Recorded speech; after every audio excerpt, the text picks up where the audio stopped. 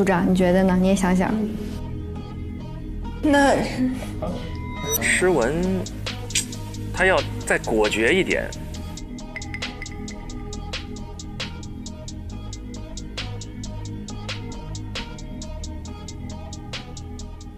我去趟卫生间，你们先聊会儿。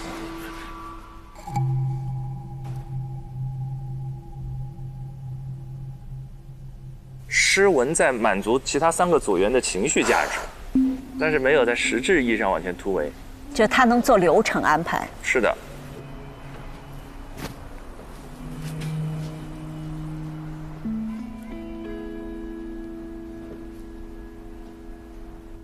这样，现在就是说，我觉得这几个哪个都行，只要不是励志就行。我觉得励志太冒险了。但其实这个意思是我们由荔枝引发的是一个消费热潮，不要为了过于追星而放弃它本身的主题的利益。组长，你觉得呢？你也想想。好，做它，没时间了，我们要做它。OK， 可以做它。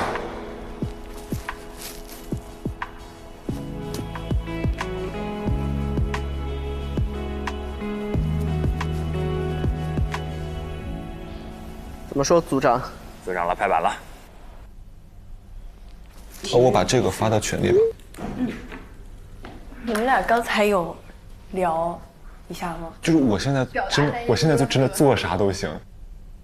然后我刚才问了一下 AI， 就 AI 说就是它也是属于情绪经济，就是你如果说做也可以联系，但是它就不那么典型。不典型，就是不够稳。对，但是他很出彩。我的倾向是我很喜欢荔枝这个选题，但是不得不承认它确实不够稳。我们就按那个特征化吧，典型化的案例走吧，就是求稳一点。如果我们要换一个更具体的东西的话，我推荐捏捏。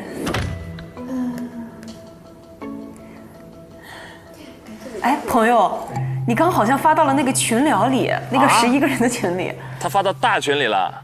坏了，选题被。What the hell？ What the hell？ 我看一眼。你发的是啥？你发的是就是我们的那个吗？传的荔枝引发知道了，完了，他们知道了。但会有一个好处，这个用不了了。讨论了，再也不讨论了。宇哥，社死现场，我天 ，sorry， 这个我真的是。完了，这个话题做不了了。你是不是就是不想做这个话题？不是。我知道开玩笑，你是为了不想做这个话题，然后发在群里。对方现在可能在爆笑吧。不是，这王玉他咋发错群了？天哪！但是也没有什么内容了，撤不回了，我感觉。但他们没定应该吧？我想，要不他们也没撤回，估计是随便发。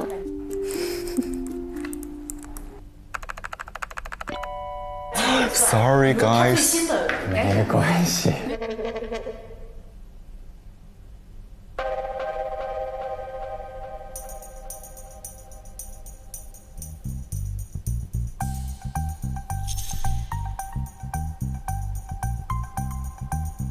那这样吧，我们就换。这样吧，听我的，咱们做捏捏吧，咱们做解压玩具吧，好不好？也可以的。你解压玩具就是我们不做服务了，做产品，因为服务我感觉跟玄学那个一样，一是认证，就是准入门槛的问题；二是玄学的问题，主观。可以啊，那就是解压玩具。就解压玩具，因为我又想到了一个点，就比如哪吒那个69块钱的盲盒，一盒难求。可以的。还有解压玩具衍生的就业。可以的。我觉得这是一个好的点。可以的。解压玩具其实拓展的点就是它引进来之后，可能要重点讲一下现在当代年轻人的一些压力，以及为什么年轻人需要快乐消费这件事情。终于拍板了，他终于拍板了。天哪，这个真的是，没想到破局的方式是这个。没关系，你帮我们做决断了。正好你帮我们做了决定。哦，你迷惑了敌方，他们现在开始疯狂讨论怎么打这个长安的荔枝啊！天哪，这样大家会不会觉得我很奸诈？但是我真的不是故意的。我会告诉他们，你就是这样的，故意的，你就是我们派来迷惑地方的嘛。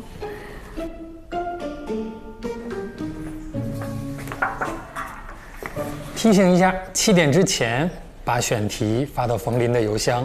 好的。很简单，50字之内的概述就可以，让我们知道是怎么回事。哦，我知道，50字。相当于现在咱们还有10分钟时间。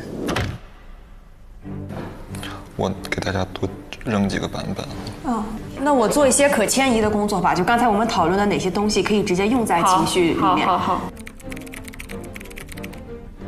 选秀消费现象吧，选秀消费现象为切入点。选秀消费现象为切入点，可以。我先把邮件编辑一下。我看看啊，我去他那看。好。新商机要不要改成新机遇？可以，没问题。我们觉得我们可以再通俗一点。大家觉得这个可以吗？可以的话，我马上就点发送了。这也不能不可以了吧？50了已经。好，咱们来倒数10秒钟。10、9、8、7。话说对于大家来说，如果这一次我们的成果一般，大家会非常非常的难受吗？怎么感觉有一种3个老板1个员工的感觉？也太服务型人格了吧！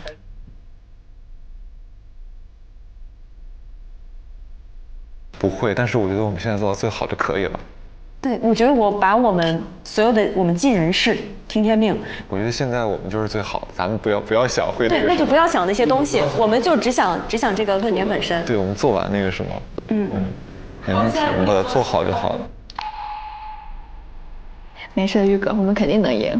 没事，玉哥，我们4个在一起就只有一个字，就是赢字。这次必须要拿下，对，因为这不关乎我一个人的事情，我们4个人必须要拿下，必须要拿下，我们一定可以拿下。这个课题我也想要拿到分，如果没有拿到分，真的到现在1分都没有。当然可以，包的可以的，没问题。很坚定，这里54了，在最后看一下有没有问题。错别字，直接拖。对，正在发邮件，马上，要按时哦。现在马上。没事，你这个时候旁边组就完事儿了，别的就还是行，我们4个人。行吧。还有3分钟，没事，来得及。我来发。发了，我发了。我这儿显示发送成功。可以的。OK，看完了。好，我们加油！太紧张了。第1阶段暂时胜利，加油！哎呀，结束了。哎呀，这2个组长2种风格，一个就是刚才超越说的3个老板1个组员的感觉，是那种服务型组长；另一个是那种业务型组长，主导、拍板、框架，然后大家形成合力。你们如果自己当组长是哪种类型？只剩服务型，服务加旁征的，综合型，全能型。没有，我更多可能是服务型。你要碰到刚才那组，如果你是服务型的话，已经到就没剩多少分钟了，选题没定下来，然后你怎么办呢？我不知道，因为我现在是一个旁观者的角度，我不确定我在里边能不能做得比思文好，但我那个时候就是会觉得完成比完美重要了。那个时候就是说，你现在必须要把这件事情完成它。可能就没法照顾到大家所有人的情绪了，咱们确实有不同的意见，因为这件事情确实不是一个完美的事情，就是先做，然后做的过程中我们一步步去完善。我觉得先让大家动起来，而不是再继续讨论这件事情了，就必须定一个大方向，然后就去做了。就是陷入僵局的时候，脱困那一步很重要，先出来。对，俊林如果是 leader 是哪种风格？我自己的话，我可能前面的话会征求大家的意见吧，但是我可能还是那种比较快去拍板的一个类型吧，因为我跟超越姐在另外一个节目上，我们打那个王者荣耀嘛，我在我们队也是指挥嘛，所以一般的话就是整个全局就是我会去指挥大家去各种站位啊，然后包括那种节奏点，运筹帷幄。对，我一般会需要大家在关键节点上面配合我去做事情。你有那种决策失误之后的，如果决策失误了，我会承担。对，因为我会告诉大家，我会承担责任，因为我们有教练嘛，就是比如说我失误了，我就会给教练还有我的队友们都说，这波是我的问题，你们不用想那么多。哎呦，我只能说，好酷啊，教练。好leader，好leader。因为我就觉得你必须要给足你的队友安全感，你才能够让大家在局内的时候高度配合、高度统一。我觉得庞征做的特别好的就是他听了每个人的意见之后，他也照顾很多人，就是大家的情绪，他一直问雨佳你会不会觉得不舒服？我很怕没有照顾到大家的感受。说雨佳，你会觉得有一点点的不舒服或者小问题？我觉得没问题。就如果我觉得你们3个都觉得这个 OK， 那我们就做这个。他也在跟他解释这个选题好的点，然后看到雨佳没有任何的问题之后，他又很果断的，就是那我们就做这个，就拍板。雨佳也很好，他那个标志性啊，不会，抬起头，2只手，摇手指，太酷了。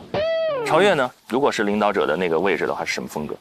我会听取大家的意见，但是我觉得权力还是应该在我手上，因为责任也是我在担。我有一些权利的同时，我也会担下我自己的该有的一些责任。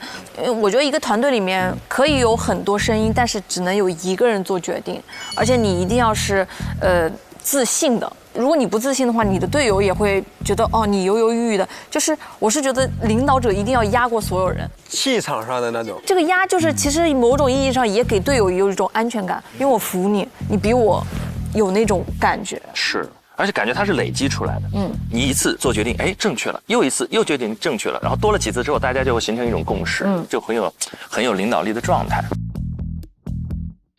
哎，我问你们个极端问题吧，就好比说咱6个人啊，现在要参加一个末世逃生游戏，哦，好刺激！我们6个人要选一个队长，你们选谁？然后不商量，思考3秒钟，指人哈。来，3、2、1，指人。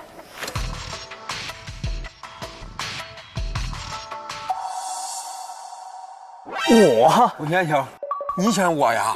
哎呀，这么信任我呢？你还想参加这个模式的？哎，我告诉你，这个是一个特别有意思的那个事情。哎，为什么？因为这个其实是领导力的3部分。啊？哪3部分？第一个就叫做快速赢得信任。刚才小贺一说，就大家觉得说你可以做决策，打动我了，对吧？对。然后你就快速赢得了信任，所以你就得了2票，对不对？然后咱俩都指了自己，对不对？这叫什么？你知道吗？因为其实我们要带着5个人逃生嘛，这叫愿意承担责任。愿意担当，哎，是吧？是。因为这个时候就是情商啊什么的都不重要了，就是谁愿意担这个责任，带着大家逃生嘛。对，挺身而出。然后到具体做的时候，还是能不能搞好组织。那像超越这种指我的，就死之前也要有点快乐嘛。超越没少买爱因斯坦的大脑。我们平时在自己上班的时候，我能想到还有一个要素也很重要，就除了这具体的业务能力之外，还有一种无私。就是有一类人在你相处的时候，你就知道他很多时候并不是优先考虑自己，他总是会把大家的很多公共利益放在最前面。他有一种那种克里斯玛人格，就你跟他在一起，你就五体投地，你就知道他是这种人，就他就是骨子里就是这样，他有一种那种道德的自我要求在，所以有那种时候你就您刚才说的那个建立信任的时候那个第一步，我觉得这也是很重要的一个特质。对，你说到这个，我就想到了我们的领导。哪位无私的领导啊？汪苏泷。苏泷哥怎么了？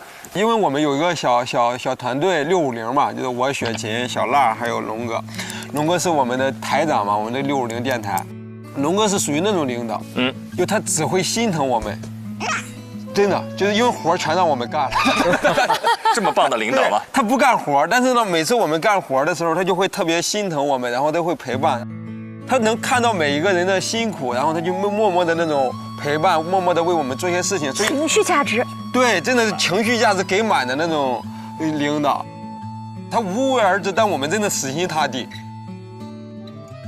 我们刚才聊的是这个领导力的部分，刚才整个片段当中还有一个小细节，我觉得也激发了智胜非常精准的评论。但会有一个好处，这个用不了了，就是那一下手滑发作，发大群里。这是我们 offer 录到现在算是一个第一阳谋，offer 第一阳谋。平时生活中你们有没有那种让你们很佩服的小手段，或者所谓打引号的小心机，但其实是一些可爱的小处理？哎，我经常给我们老板要东西的时候就怎么样？我说喝茶叶，我说哎呦，老板你这茶叶真挺好喝啊。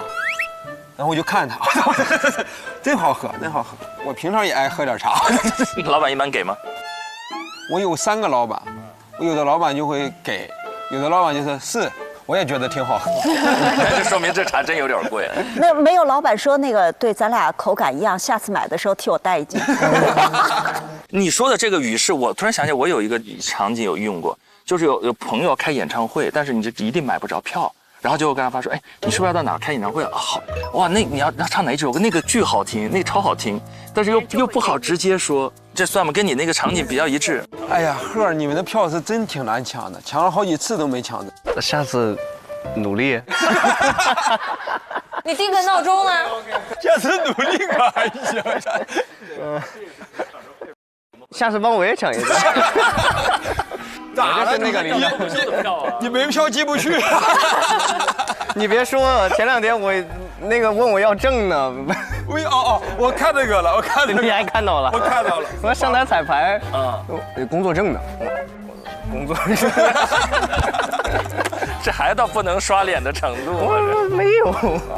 但是我们回头再看，其实我们并不认为王玉是一个小心机的表达，肯定是一时手滑，但是在客观上导致了一个效果，就是他可能没有那么认可的题目在事实上被排除了。对，我们也来看一看，在接下来他们分别50字内的提交大概是什么内容，以及提交之后的结果怎么样。来，一起来看下一段。哎，我们再盲猜一下，分别哪个是谁的提案？传播和捏捏乐。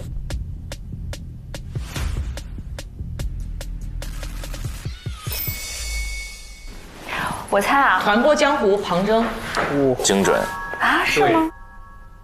对，我觉得是传播嘛。对，这是他的熟悉的场域，而且他会有他的优势。哦，我近几年来都在做带货主播，在做直播的过程当中，我发现它可以让我的状态更松弛，然后我觉得我的反应能力也有所提升。我觉得它对我来说是一种职业的训练，然后也是一个前期积蓄和准备的过程。而且我觉得，因为旁征它是有，你说虽然传播跟他什么直播带货可能有相似，跟有很多不同，但他毕竟是有在那个领域里面深耕过的一个人，所以他可能，也许他会找到很好的嘉宾，很好的角度。名字叫什么？方寸之间，虚拟礼物里的传播江湖。对，就这个味儿是对的。对，是的，没猜错，老师们，是吧？陆毅老师观察力强啊。但是传播更多的算啊，也能算情绪消费。当然，其实也算情绪消。你不觉得现在实际上所有的消费都和情绪消费有关？对，但是它这个东西现在有一个什么呢？就是要整治传播低俗现象。哎，这个也可以啊，他只要把这个也含在其中。对，就是最新的一个东西。如果他能够直面这些嘛。对，我个人更想看方寸之间虚拟礼物里的传播江湖，而且我觉得它的专题名称还挺像样的。这个传播江湖里面能够看到人物。对，甚至能够有人物的故事、人物的命运，因为参与这种什么直播呀、什么传播的，一定有很多，它里面会有底层的那种丰富的人群的样本。它如果能够，它有很多是可以讲的，包括你看它这个新闻标题还挺吸引我的，一支扫腿舞背后的100亿市场，非常好，很像新闻。但是我觉得就是从人员实力，大家觉得哪组会强一点？我们抛开选题，我觉得选题好还有做得好的问题。选题其实赢了，就赢了80%了。已经觉得，而且这个东西就是一个新闻嗅觉和直觉。对，我不知道他们谁选的这个题目啊，我觉得是有嗅觉和直觉的。因为解压玩具它很具象，解压玩具有点比较寻常，就是对我能够想到那种捏的那种玩具，对。可能从我的角度，我觉得解压玩具和拉布布太近似了。解压玩具这种捏的就有点像 Jellycat 这种，都属于这一个套路，应该。实际是一个相对传统，在这个领域当中已经是有很多讨论的话题。对，就是没有新意。而且我也看到过很多类似的新闻，包括现在那些解压玩具当中，比如说甲醛超标啊，什么质量问题啊，这我都刷到过。就感觉相对它其实可供延展的空间会相对小一点。但不知道，也许他们会拍出一些不同的东西。我有一种感觉到明天下午的结果就现在已经确定了呢。但我觉得就是看他们明天互相之间能够。我感觉这一组如果不出现原则性和导向性的大错误，我觉得只要篇幅结构各方面思路架构在的话，就胜出的概率比较大。我觉得是。走，把双方的选题告诉对方。对。走。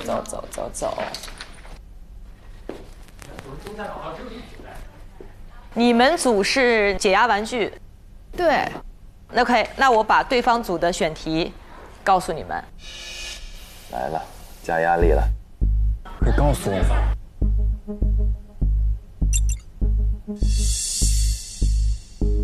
对方组的选题专题名称叫《方寸之间：虚拟礼物里的团拨江湖》，新闻标题是一支扫腿舞背后的百亿市场。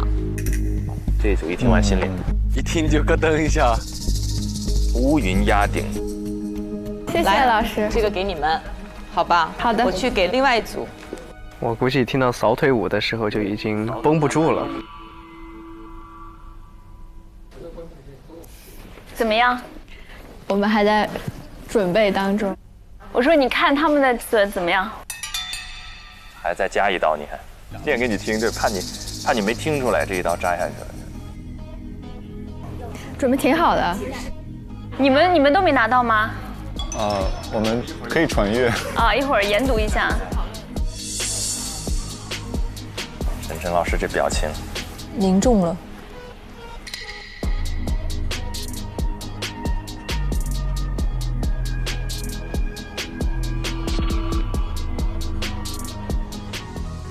Hello， 我来告诉你们另外一个组的那个选题，因为要互相把选题告诉对方。你们的选题已经告诉对方了。好。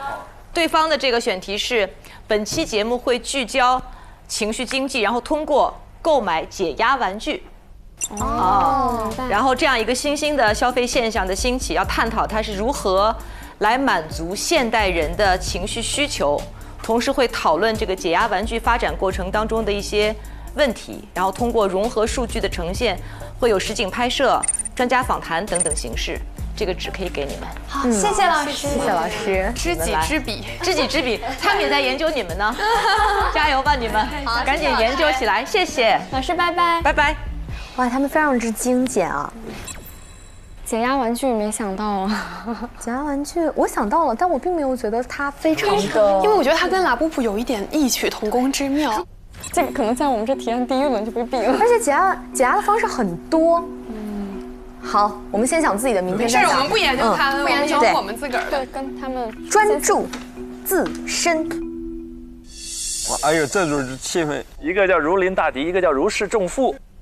他们的题目很抓人，一支扫腿舞背后的，是吧？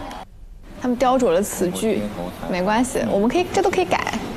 它只是定主题嘛。你们也可以下班了，好吧？我们准备再讨论一下。好的。我们就先下班了，我回去8点钟还有节目。辛苦了，辛苦了，老师们，拜拜，拜拜，老师。那你们加油！我现在不能给你们指导，他们特别要求不能给你们指导，你们自己加油啊！好的，老师。没事，我们会自力更生的，老师。就是一定要找独特的视角和打开方式。好。老师，我们其实有个问题想跟我们的这个话题无关，什么？就是因为我们刚刚讨论了很久，我们其实是有另外一个方案，但是我们最后选了一个稳健的一个题目，还在纠结那个荔枝。对，那个方向你不要去纠结那个方向了，不要去纠结那个方向。现在你们的时间专注于现在这个。行，就文理也可以出奇兵，对吧？尊重新闻，但是可以有一些情理之中、意料之外的东西。好的，老师。谢谢老师，老师再见，老师再见。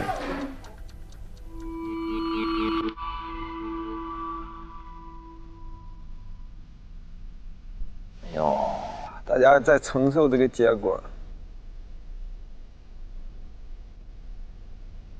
我感觉大概听懂他老师想说啥意思。老师就是说你们的呀有点平淡。是。贴贴玩具凭借着软萌可爱的造型，他已经开始在往前走了，是对的。这个已经回不去了。刚刚看到晨晨老师那个表情，他其实稍微有点失落。你们觉得老师有失望吗？为什么我一点都没有这种感觉？可能我们俩高敏吧，你高敏不？我有点高敏。我有点高敏耶，我高敏的。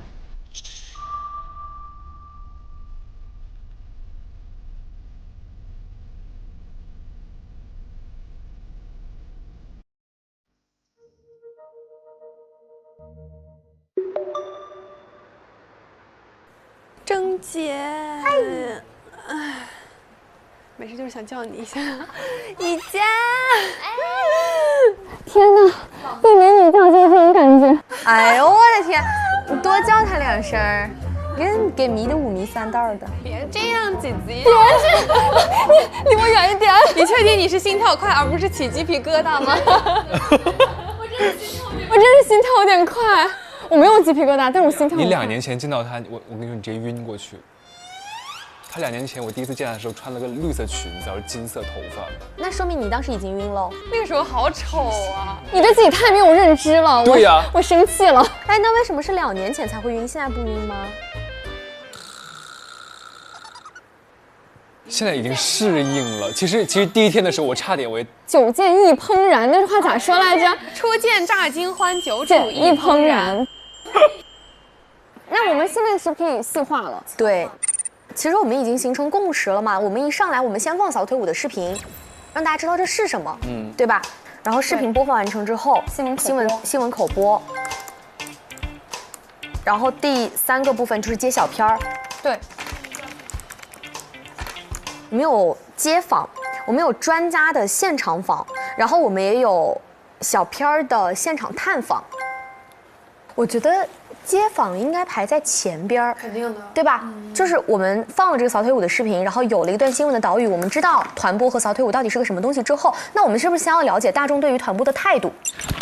那我们直接就了解态度之后，我们直接就可以接到专家。对，比如说你看过吗？频率是什么样？为什么你愿意消费？消费之后你得到了什么？然后大家对于团播的一个基本的一个概念有了之后，专家就来分析现在团播这的原因啊，之类的。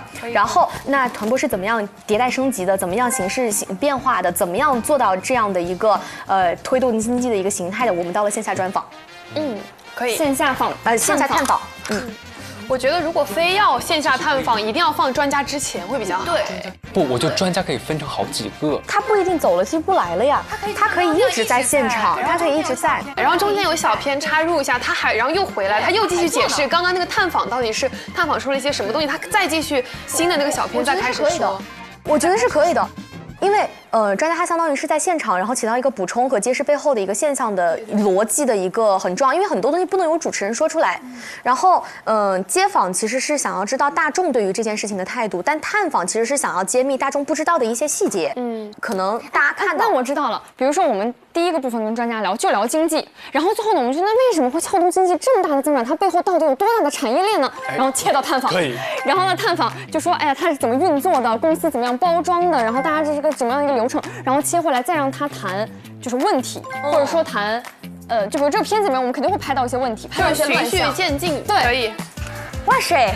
我要的电脑。其实我好想听他们采传播的这些团队背后的老板，就这些公司的老板，就他们是什么时候决定开始做，怎么投？哎，我也想看，对不对？怎么样想到这？哎，你看他其实有团播运营模式的探访。他肯定要走进去，而且这一波谈完再切出来再聊专家，就从团播变成经济了这个话题。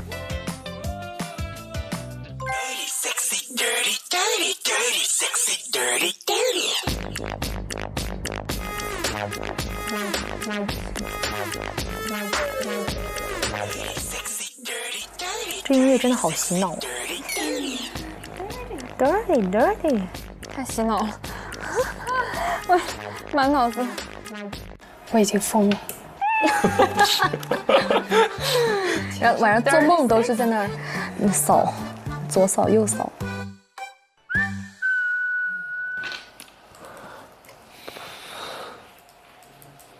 咋的？没有，我看那是假的数据而已。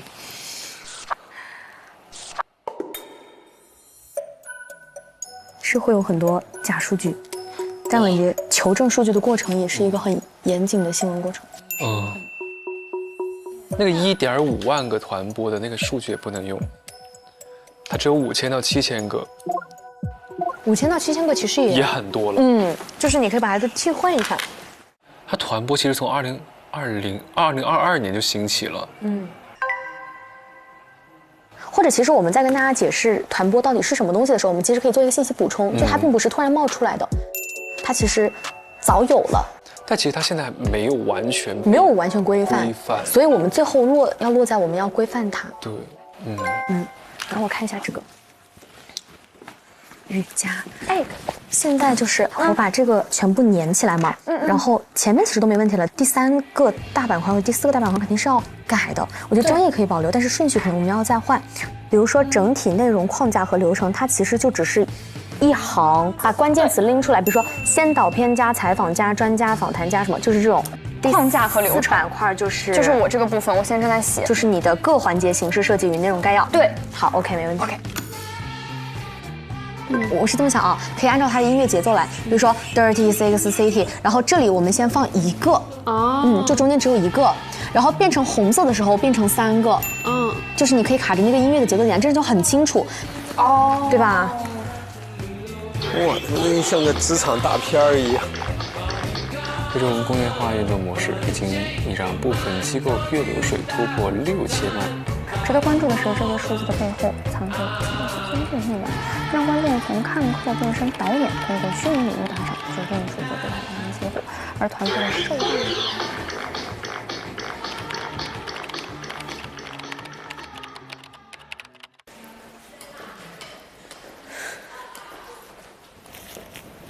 宝儿，感觉怎么样？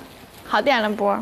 哎呀，咋有点丧呢？对呀，整个团队氛围有点凝重了。抱抱 ，I know， 压力太大了。怪我。哎呀，我觉得咱现在就是属于是齐平状态，你知道吗？我们也没有说比他们很差或怎么样，没有。你现在大家的选题其实不一样，他们也没有新的难题，我觉得。真的。只是说他一开始就讨论这个，可能他那会儿充分了点儿。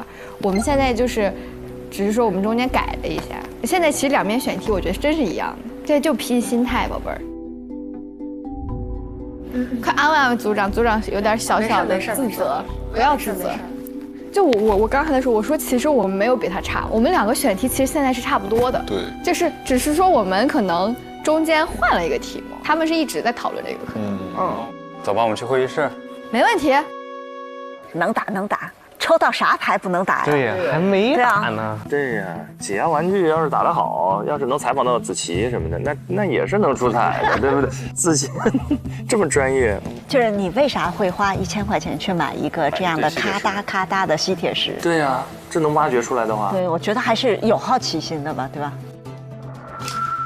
我觉得咱们可以先就是像之前一样的思路，先大概不分对错的聊一聊。对，什么是解压玩具？这个很重要。解压玩具就是让你爽的玩具，让你释放压力的玩具，什么都可以。哎，要的就是你这句什么都可以。对啊，接下来的内容就好说了。就是我分享一下我刚刚想到的，就是思路哈。因为刚刚玉哥也说，什么都可以是解压玩具。这个玩具没必要就仅局限于什么捏捏呀，什么拉布布呀，什么各种小玩偶啊，什么某一个类似于拉布布的现象级的产品出现啊。我喜欢骑摩托，那我骑摩托的时候我感觉很爽，摩托能给我带来情绪价值，那摩托这个玩具就可以给我带来情绪价值。对，骑行为什么这么火呢？是这个圈子带给他们的情绪价值，且自行车这个玩具带给了大家情绪价值。所以玩具2个字可以把它拓宽。我觉得你这个想法是好的，但是可能有一个点，因为我们毕竟是一档新闻的栏目，最后得收。对。所以你的那个玩具如果一开始就扩得太大，还是会被质疑。所以一开始的话，玩具可能就是大家传统普遍里定义的解压玩具，去开场会比较好。到后面的时候，你说的这些，我觉得完全可以放在结尾去上升。我想到了一个很好的点。就是节目的形式也好，或者是策划的开始，我们或许可以使用义乌调研，因为其实义乌我是实地自己去过的，义乌就是全世界的小商品的聚集地嘛，有一个亮点我们可以去想的就是小成本出大成果。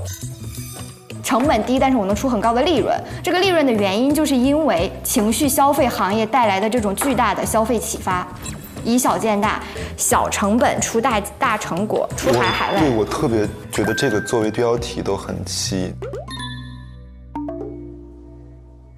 这是解压玩具为什么火的原因，就是它可以通过非常低成本的行为获得蛮不错的回报。对。而且它成本小且可得性高。对。所以说，我觉得一个解压玩具的成本就15毛钱，这个点我们就叫5毛帝国。对，就很好啊。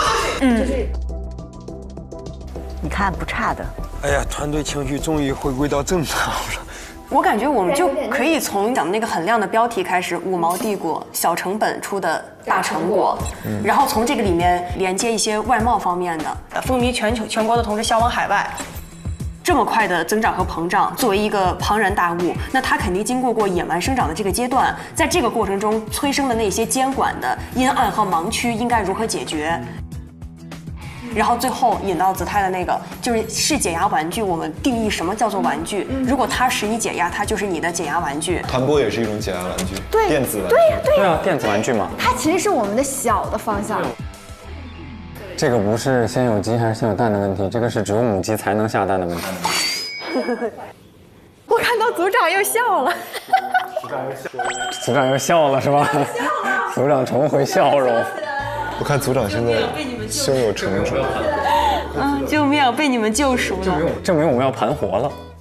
主要是靠了喂饱，非常清晰的梳理。对。加油！然后子泰又抛了一个很好的观点。真的，大家全测群里，我好感动，好想哭啊！妈呀！这样吧，我这儿记得比较多，那咱们就一条一条往下捋。对。第一条咱们要讨论的点是低成本高利润。我们可以直接就是来到演播室，就是我面前有一排就是这种捏，然后这是第一趴引入，然后第二趴就是介绍这个东西有多火。那第三趴就是阴暗面，野蛮生长，这么便宜这个解压玩具，它这个质量是否合格，是否有国标？然后最后为什么解压玩具会这么火？是你的情绪被看见、被重视。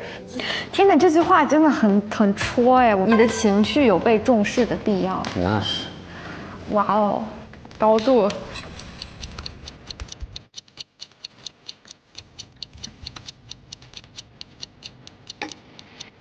来了，朋友们，现在已经10点，这样我们快速归拢，我们10点半离开这里。来，这样，我坐到这边来，都来这边。现在不是有4趴吗？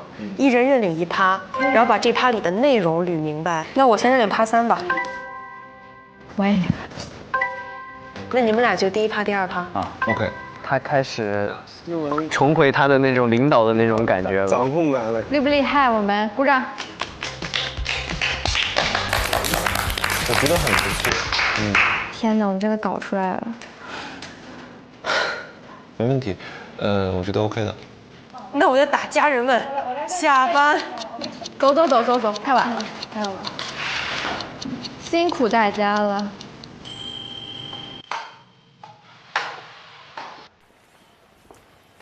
就是现场探讨能呈现好的业态。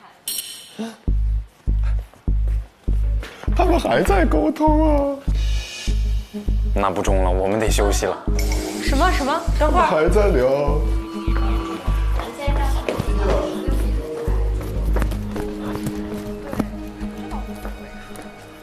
哇天哪，我来探班了。你们还在聊啊，宝宝们？对，是的。你们好辛苦，我的天哪！是我们还在查呢。看我小手冰凉，真的。赶紧切走。气氛有点微妙。大家太拼了。甚至有点想合上电脑屏幕。真的。你们如何？我们结束了，我们也结束了，就大家勉勉强强捋好了。你们自己的内容都整了吗？什么叫自己？就是你们自己就是内容，你要说啥都整了吗？没有，哪来得及弄？哪来的时间啊？还弄现场了，根本没搞弄。我本来还说就可能我得跟魏魏回了，我以为你已经先回了，还没。然后一回来你还在。你们先回吧，我得等大家结束我才能走。对，我们也快结束了。哎，上强度了。你们加油！好的。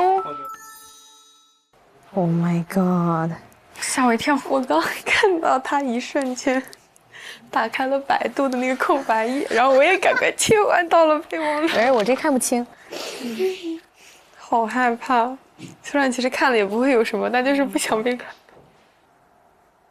我觉得我们在宣讲的时候，我们是不是可以来点情景演绎？比如说在最开始的时候，我们看团播的原因是什么？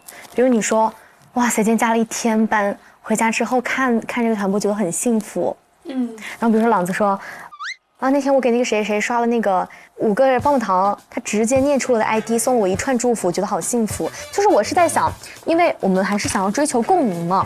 然后这个相当于我们讲的这句话，我们既是作为用户的视角，在说我们为什么要刷团播，以及为什么它是作为经济情绪的一部分。哎，那我觉得你这部分的演绎，我们就再把它更贴近生活一点。假如说在这里 pre 嘛，然后你在那个旁边站着，然后我们3个就你说完这个上来，然后可能我们3个就处于一个情景演绎的一个地方，然后我们就一人说一句，就无论是拿方言还是用自己什么比较夸张，或者说跟朋友讲述的那种感觉，把它这个说出来，然后我们3个就下，然后他就说这些就是怎么样，用户群体也是我们的目标人群，然后我们的节目受众什么什么，就按顺序这样 pre 下去。我们4个到时候全部都站成一排，然后说现场的所有的老师同学，你们 pick 谁，我们来做结尾。就不让他们做选择，我们只是以这个做一个结尾，只是类似于我们以就是又回到那个团播的那个，很整体，非常好，非常好，非常好，可以，非常完美，非常顺。冷静，冷静。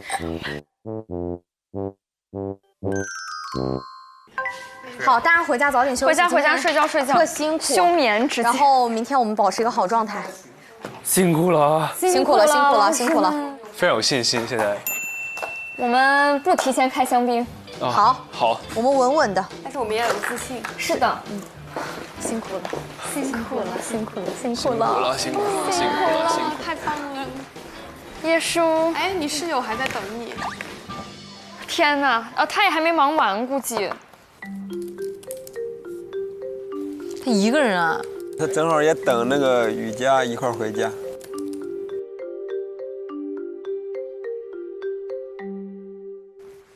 走，试完我们结束了。好的。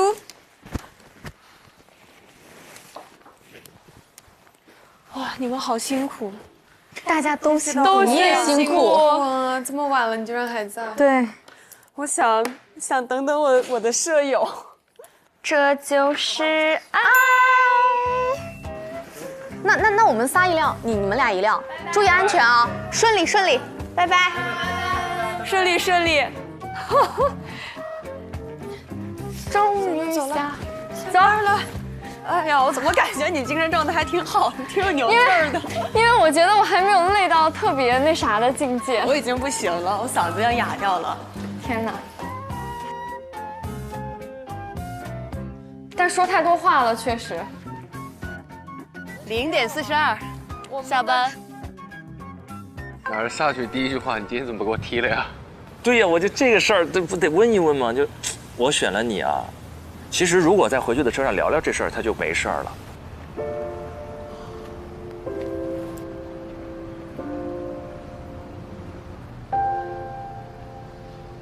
这个氛围感觉要聊了。我在等思文那个70。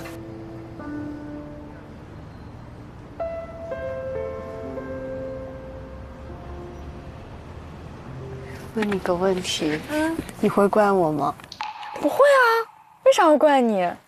我只是当时觉得选你，咱俩合作那么多次应该会比较顺畅，但是我觉得现在这个组也很好。我当时总是感觉大家已经合作这么多次了，可以换一换。确实也是这么个说法。我觉得他等他回来就是要聊这一趴。你别那么大心理压力。我就很容易内耗，但是我撤了之后，我看你一个人坐在那儿，我突然感觉我有罪。那我先公布我的队员：侯子泰、杨凌卫和王玉。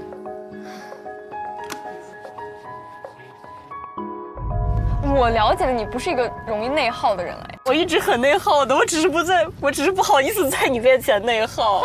我天哪，在同事面前内耗很羞耻的，我内耗我都要藏起来的。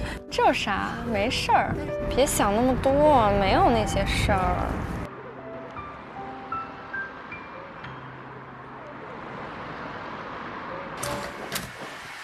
哎呀，他都开始吹头发了。天哪，你都洗完了。好香，让我闻一闻。哇！我新想到了一个观点，放心，不会影响大家的角度，就是你可以明天早上跟你们说一下，我先做了一点梳理，我觉得可行。OK， 可行，真的可行。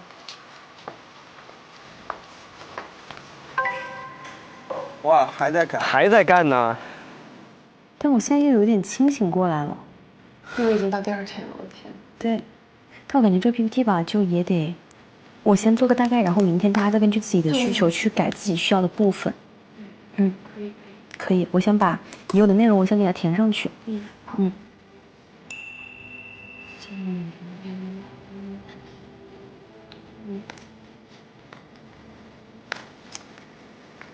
心里没底，我说实话。其实我也能理解，有时候作为组长就会给自己背太多心理负担，因为它不是我一个人的事情。是，对。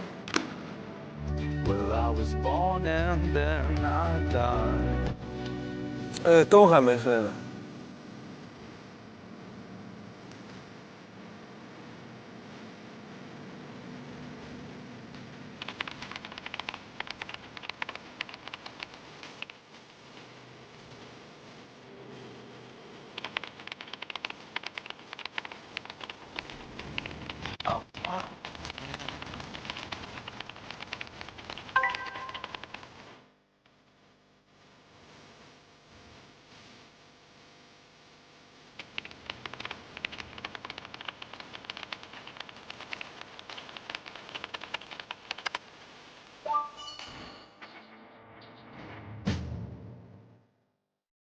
OK， 刚才他们2组在自己已经选定的方向上往前迅速推进。先是团播这一组，大家平时看不看团播？扫腿舞大家都看过吗？其实有刷到了，有刷到过，喜欢吗？是属于吸引自己的这一类的直播内容吗？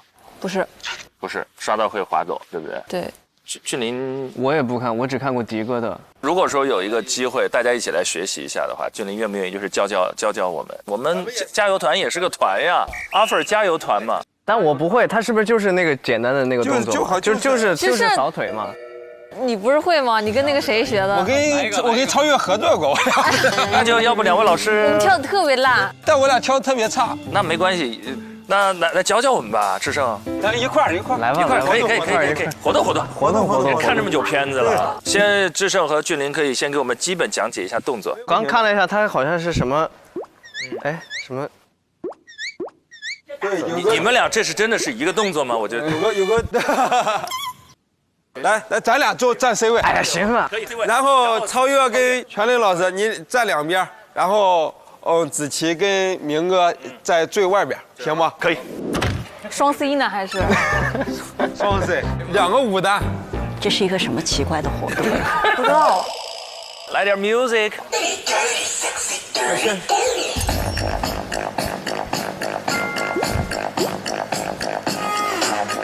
哇！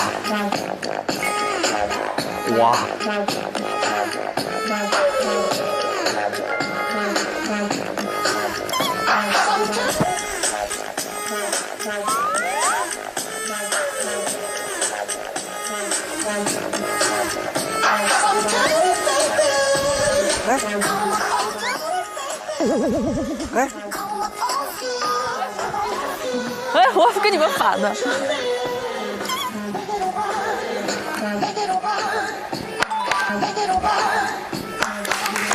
往哪儿啊？太搞笑了！刚刚就是颜面扫腿，颜面扫地。反正我能把任何的这种舞蹈都跳成8段锦啊！活动。那其实现在压力最大的是他们这几位，这几位晚上根本就我看两三点了，妆也卸了，但没有人睡，对，就是奋笔疾书。就这2个选题来讲，全民老师站在新闻专业的视角，您比较看好哪一个？如果你乍一看的话，你一定是团播的优势会比较大，是因为它第一新，今年才火起来的，对。第二呢，它的视觉感比较强，对，冲击力。然后背后的确值得讨论。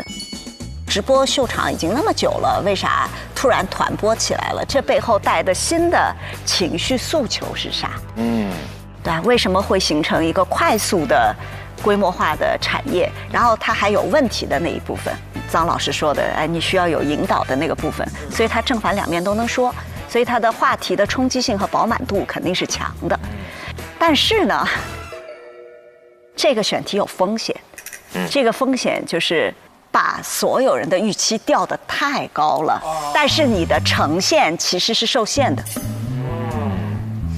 你看，你一说团播，咱们是不是都眼睛发亮？所有的老师也都眼睛发亮，说这个好啊，所以他就有可能有落差。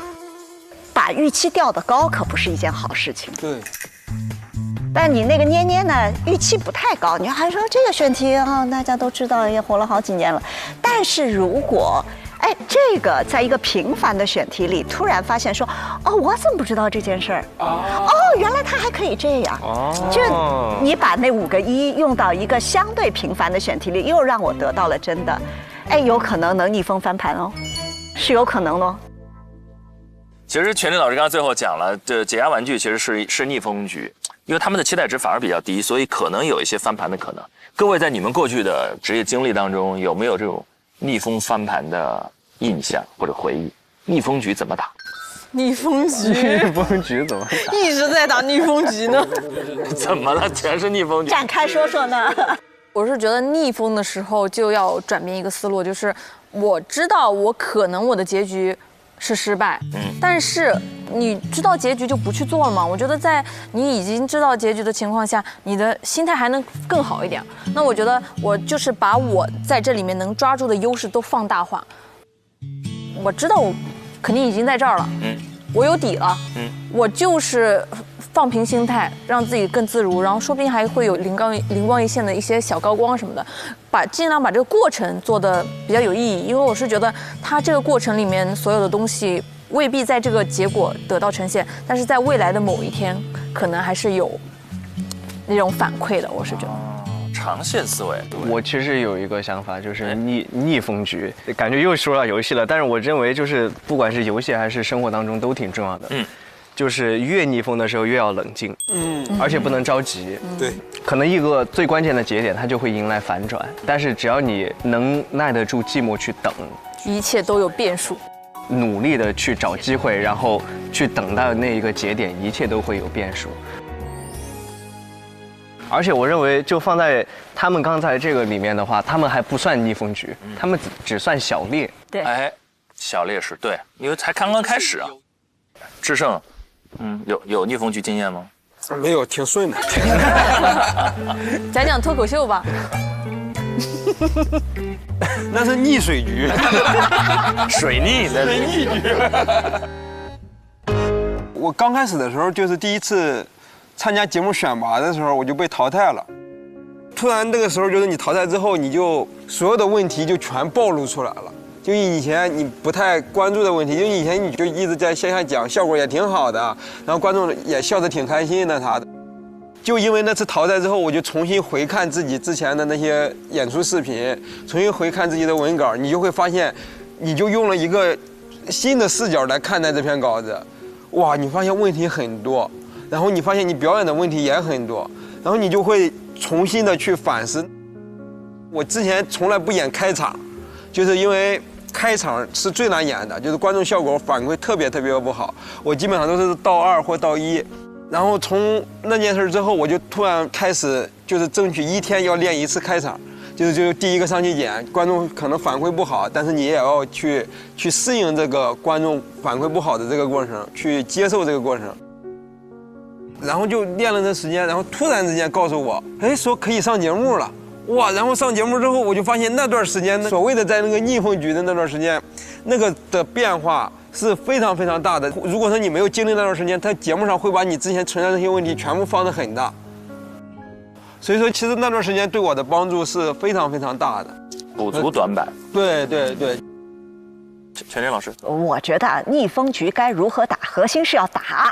对，就怕那个就沉浸在逆风里，说哦，我们好可怜哦，对哦，那我们怎么办呢？还有什么必要要干呢？那就完蛋了。所以你只要打，你看他们那个团队不就沉下来，就正式开始讨论我们那个主题该如何进去，然后你就没觉得那么腻了，你还就能找到，哎，能可打的点。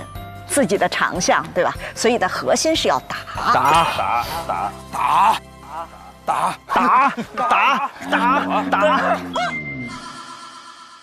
那么接下来我们来看看他们在经历了这样的熬夜和战斗之后，最后在2个人的局中表现如何。来，一起看2队的宣讲和辩论。开始吧。先来做你们的方案的宣讲，30分钟。解压玩具的这样的一个市场其实是非常大的，一个快速膨胀、野蛮生长的行业，低成本同样能够获得情绪解压的方式，不像之前看的那么兵荒马乱，反而条分理些了，逐层深入。那为什么团播可以在短期之内如此的爆火？以选秀类型的团播为切入点，以数据为支撑，上头狂刷钱，钱包瘦成鬼，热闹看忘词儿了。这个情绪价值就拉满了，这也太能抓人了。马上就要进入之后那一轮的一个考核，要辩论了。还有什么角度？还有什么角度？如果对方先过来攻击咱们的话，该接要接。他们说什么我都能接得住。他们有点想得美了。我们坚守立场，守土开疆。记住，我们是 vlog 新闻，我们的重点还是在新闻本身。新闻是什么？内容为王，形式为大。我们有信心把它做成一档循循善诱的、丰富多彩的，并且严谨扎实的节目。有的时候呢，什么都想要，可能会害了你。其实我认为我们今天 focus 在点是选题。那么我们想问，你们是除了选题以外没有别的亮点了吗？针锋相对呀！反正我心里已经有一个很明确的答案。我有很明确的答案，我可能和你们不太一样。没事，做吧，会给你们发邮件的结果。太有悬念了。我的天，整得老紧张了，我就不敢看。好，各位邮件发送成功。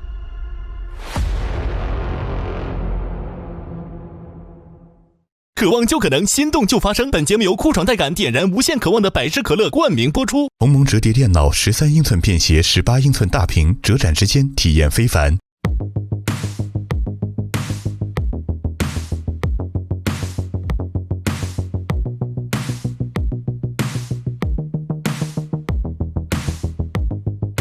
你想成为怎样的人？在追逐的梦怎样成真？你带着对未来的上微博搜索令人心动的 offer， 最终节目资讯等你解锁。上微博参与令人心动的 offer 话题讨论，选出你看好的主持新生，见证最终 offer 的诞生。上微博带话题令人心动的 offer， 分享出面篇名场面。更多节目精彩资讯尽在新浪娱乐微博综艺新浪综艺。上新浪新闻客户端搜令人心动的 offer， 看节目更多精彩内容。百度一下你就知道，上百度 APP 看百度热搜 ，get 更多热点内容。独家中文百科合作伙伴百度百科。上百度搜索令人心动的 offer， 精彩内容尽在百度百科。上知乎搜令人心动的 offer， 解锁更多精彩讨论。上前程无忧51 job， 收获心动的 offer。感谢丽丽城传媒。如果你对内容行业感兴趣，欢迎在腾讯校招官网 JOIN.QQ.com 投递峨眉派专项，等你来实习。令人心动的 offer 尽在腾讯校招，等你来拿。每周3、周4 12点 SVIP 更新，19点 VIP 更新，会员抢先看一周。周5 12点 SVIP 抢先看加更版，19点 VIP 会员专享，看更多精彩内容。周6 12点 SVIP 抢先看衍生，陪你看 offer，19点 VIP 会员专享。